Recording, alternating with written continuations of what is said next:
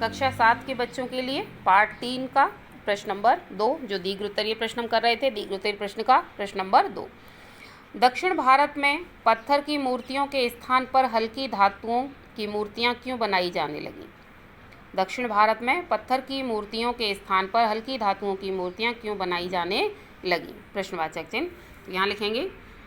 प्रश्न नंबर 2 का उत्तर, यात्रा उत्सवों में जब पत्थर की मूर्तियों को भारी होने के कारण लेकर चलने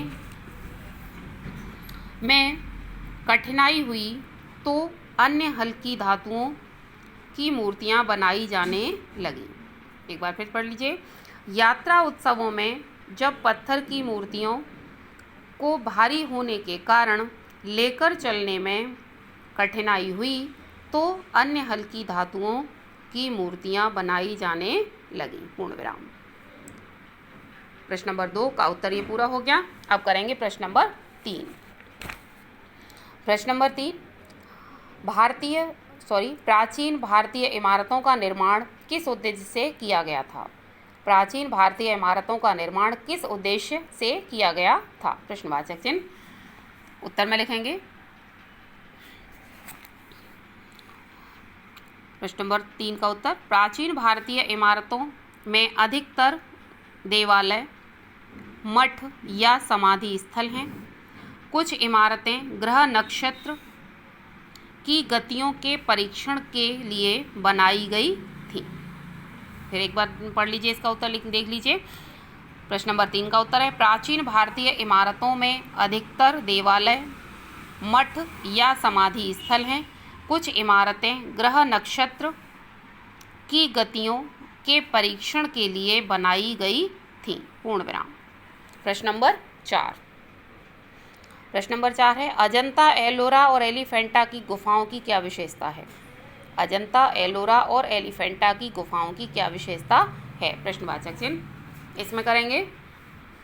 प्रश्न नंबर 4 का उत्तर, अजंता की चित्रकारी में कृति के समस्त उत्तम विषयों को अपनाकर उनमें एकमात्र भगवान बुद्ध एवं बोधिसत्व की जन्म परंपराओं की व्याख्या की गई है।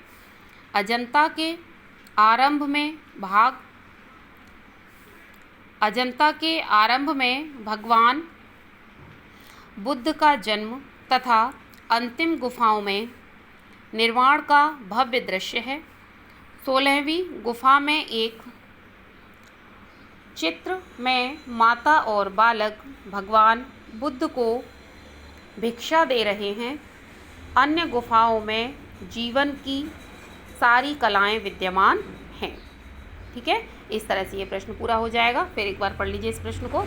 अजंता की चित्रकारी में कृति के समस्त उत्तम विषयों को अपनाकर उनमें एकमात्र भगवान बुद्ध एवं बोधिसत्व की जन्म परंपराओं की व्याख्या की गई है।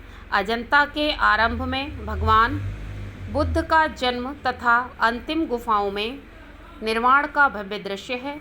16वीं गुफा में एक चित्र में माता और बालक भगवान बुद्ध को भिक्षा दे रहे हैं।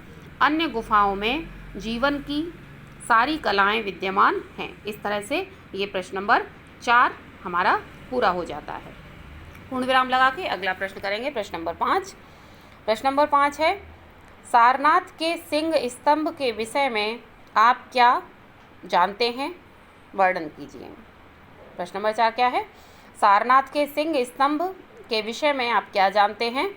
वर्णन कीजिए। क्वेश्चन मार्क लगा के उत्तर करेंगे इसका। प्रश्न नंबर 5 का उत्तर, सारनाथ का सिंह स्तंभ सुंदरता, भाव, शक्ति और सत्य की दृष्टि से शिल्प का विलक्षण नमूना है। इसे भारत की राजकीय मुद्रा में स्थान दिया गया है। इससे मन पर ऐसा प्रभाव पड़ता है कि मानो जागा हुआ भारत अपनी पुरानी कला परंपरा के साथ फिर से एकाकार होना चाहता है। एक बार फिर देख लीजिए इसको। सारनाथ का सिंह स्तंभ सुंदरता, भाव, शक्ति और सत्य की दृष्टि से शिल्प का विलक्षण नमूना है। इसे भारत की राजकीय मुद्रा में स्थान दिया गया है। इससे मन पर ऐसा प्रभाव पड़ता है कि मानो जागा हुआ भारत अपनी पुरानी कला परंपरा के साथ फिर से एकाकार होना चाहता है। इस तरह से पूर्ण विराम लगा के और ये प्रश्न का उत्तर पूरा हो जाता है। आपका पूरा चैप्टर भी कंप्लीट हो जाता है। उम्मीद करती हूँ आप सभी साथ के साथ अपना वर्क कंप्लीट कर रहे होंगे। क्वेश्चन जिसमें प्रश्न उत्तर हैं, शब्द अर्थ हैं, इनको साथ के साथ साफ साफ राइटिंग में पूरा करते रहेंगे। और अगर प्रॉब्लम होती है तो आपकी साइट पर स्कूल की साइट पर जो ऐप है उसमें आपके लिए प्लानर भी डाल दिया गया है, तो आप उससे भी हेल्प लेकर के अपना वर्क कंप्लीट कर सकते हैं। धन्यवाद।